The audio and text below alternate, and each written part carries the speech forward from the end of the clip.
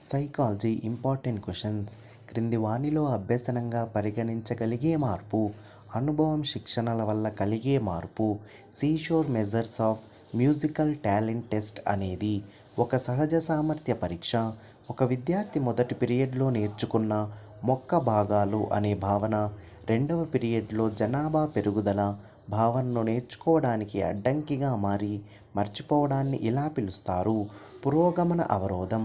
క్రింది వాటిలో సరైన జతను గుర్తించండి.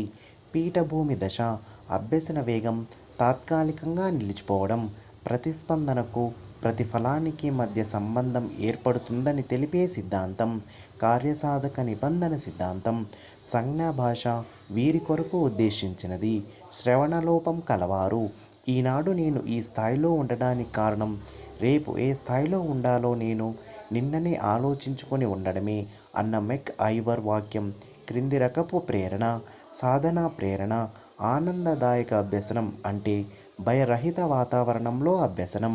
ఒక ఉపాధ్యాయుడు తరగతిని 5 ఉప సమూహాలుగా విభజించి ఒక సభ్యుడు ఒక ఉపభావనకు మిగిలిన సభ్యులను బోధించేలా కేటాయించడం జరిగింది.